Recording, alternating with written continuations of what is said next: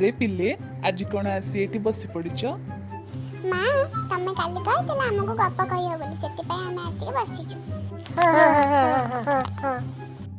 गप्प सुनिबो हो ताली गप्प सुन। माँ की गप्प? गप्पर ना होउची धैर्य। गोटे गाँव रे दुईटी सांग रोहुथिले। जनक ना दिवाकर अन्य जनक ना प्रभाकर। सेमानंक पाखरे किछि काम धंदा नथिला, तेणु सबुदिन गाँव रे बुली दिन काटुथिले। दिने से सुनिले जे पाख गाँ जमीदारंकर काम पाई लोक दरकार। तेणु सेमाने भाबिले गाँव रे बुलिबा अपेक्षा जमीदार को जाई देखा करिबा भलो हेबो, काले किछि काम धंदा मिली जिवो। एकथा भाबी से काल विलंब न करी जमीदार को घर को गले। सेठी पहुंचिबा परे जमीदार को भेटिले। जमीदार कहिले आउ 2 दिन छाड़ी आस, तम कथा बुझिबा। तेणु दिवाकर और प्रभाकर दुहे सेठू फेरी आसिले। बाटरे प्रभाकर दिवाकर को कहिला, जदि जमीदार आमको काम रखिबार थिला हेले आजी कहि पारि थांती, आमको 2 दिन छाड़ी आसीबाकू काहे कहिले? या माने से आमको काम रखिबा को चाहू नाहंती।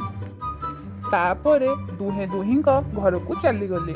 2 दिन परे सकाळू सकाळू दिवाकर प्रभाकर घरे जाई पहुंचिला। देखिला बेलू प्रभाकर से पर्यंत सोईछि।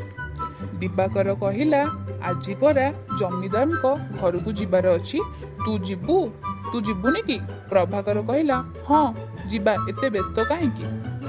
तू जदि व्यस्त अछु तेबे आगे जा, मु टिके पछरे जाई जमीदार घरे पहुंचुची। एति कही से पुणी सोई पड़िला। दिवाकर एका जमीदार घरे पहुंचिला। सेते बेलकू जमीदार भी सोईछंती। दिवाकर जमीदार उठिया बेलकू अपेक्षा करी रहिला। तापरे प्रभाकर सेठी जाई पहुंचिला। तापरे दिवाकर ठारू जानिबाकू पाइला जे जमीदार सोईछंती।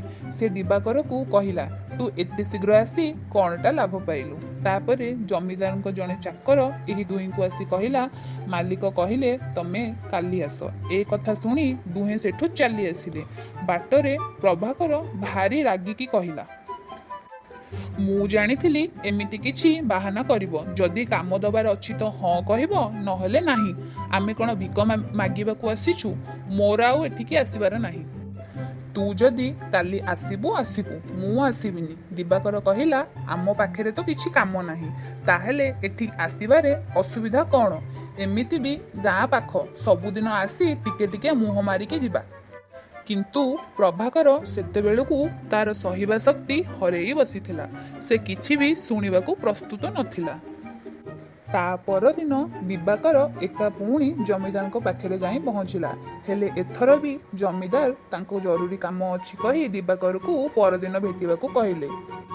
परदिन पुणी दिवाकर जमीदार घरे पहुंचिला। जमीदार घर बाहर को आसिले, आउ दिवाकर को हातरे किछि टंका बढ़ेइले। तापरे कहिले, मु तुमको गोटाए सप्ताह पूर्वरु कामरे रखी सारिछि। ता बाबदकू ए होउची तार दरमा। लोक मानक ठारू टंका आदाय करिबा होउची तम काम। सेथिपाई धैर्य और सहनशीलता एवं उचित व्यवहार निहाती आवश्यक, जहाँकि ए सप्ताह भितरे मु तमठू देखिबाकू पाइली। किंतु तम सांग ठारू नुह, तेणु तमको कामरे रखिली। ए कथा प्रभाकर जानिबाकू पाइला। ता परठारू से निजर स्वभाव रे परिवर्तन आनिला एवं धैर्य धरी परिस्थिति को सामना करने चेष्टा कला। एथिरू कौन शिखिल पिले? दिवाकर धैर्य थिला बोली सी काम पाइला, किंतु प्रभाकर धैर्य एवं सहनशीलता नथिला बोली से कामटी पाइला नहीं। बुझिल तो पिले?